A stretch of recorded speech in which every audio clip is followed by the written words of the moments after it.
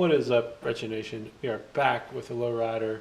We recently installed our crash bar here, but next is these shocks gotta go.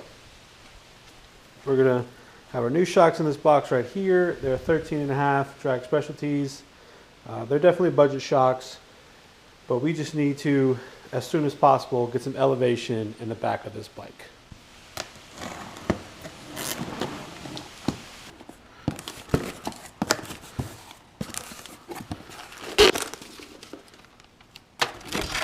All right, so here are the shocks.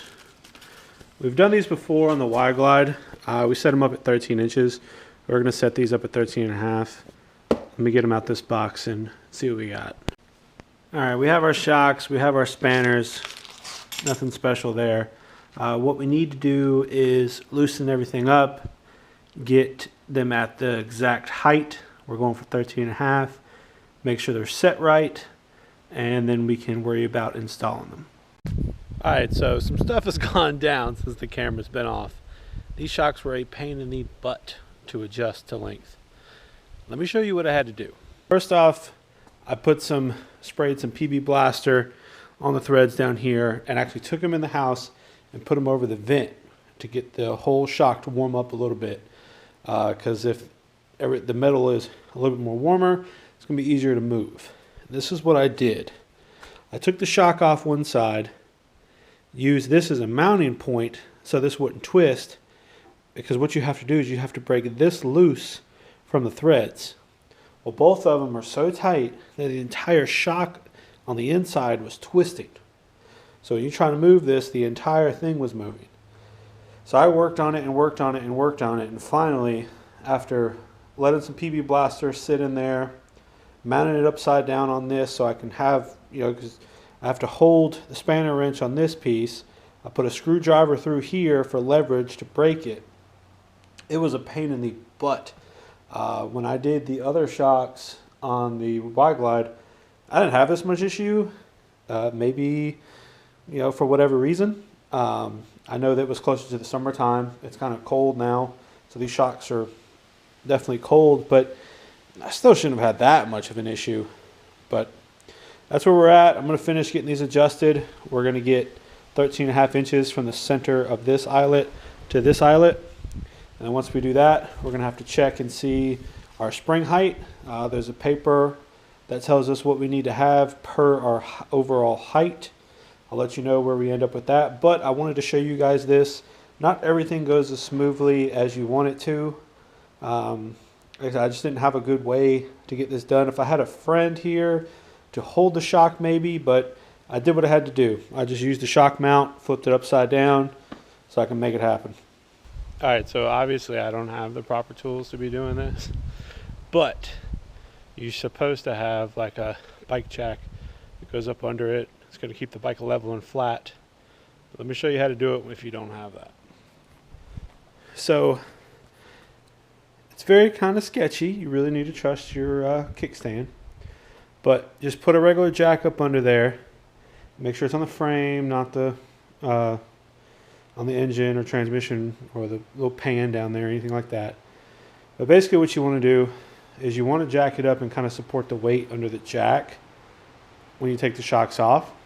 And then what you're going to do is you just slowly move it up or down, but we had to go up until your shock now lines up with your hole down here for the bolt and your stud up here. Once it lines up, you can put the shock on, and then we'll do the other side. It's definitely going to lean some. This bike is so low from the factory that we had to put the back end up on a piece of wood to get the jack up under there. But the whole point of the jack really is just to hold the weight, and you're able to move the bike up and down. But I'm gonna get all this buttoned up and then kind of show you afterwards. I'd much rather it be complete and not sitting out in limbo like it is. Just a quick comparison, that's the shock on the right that we took off, and the shock on the left is what we're putting on. You can see how much length we have. Not a whole lot more, but definitely going to be a better ride. Alright, so we got the shocks installed on both sides. We've got it down on the ground. The only thing really we have left to do is we need to set our height from here to here. That's your preload. The piece of paper will tell you a range between this adjustment based on your adjustment you did or what length you went with, since these are adjustable. The paper said about 7.5 to 6.8. We're right around 7.5 or a little bit over. So I'm gonna have to adjust this. I'm gonna adjust it a little bit past that. And this is really just gonna have to be something that you mess around with and see what you like. So we'll adjust this up, push it out, and get a good look at it. All right, guys, that's what she looks like. That's some nice fender gap there. It is sitting nice. Like I said, this bike is kind of low from the get, so don't be afraid to put some taller shocks on it. I would have definitely been okay with some 14s, but 14 is a little bit more difficult size. There's not as many options, so there's no real cheap option. And even though the install on these shocks were a pain in the butt, overall it's going to be a great place to start. Now both shocks are on, they're installed. I think I went with almost about a 7 1/8 inches from here to here. I matched them both sides, tighten up these collars and these collars. This is going to be your height adjustment. You really need to do that before you put the shock on. And then this is your preload. You can do that. It's easier to do that with the shock on. So we got everything set. I'll do a review of them after I do some riding on it. Overall, in install, they're not hard. It's just a pain in the butt. I'm sure if you spent a little bit better money, they'd be a little easier. But most shocks aren't adjustable height-wise, so take that for what it's worth. But this bike is definitely shaping up to be a really nice bike.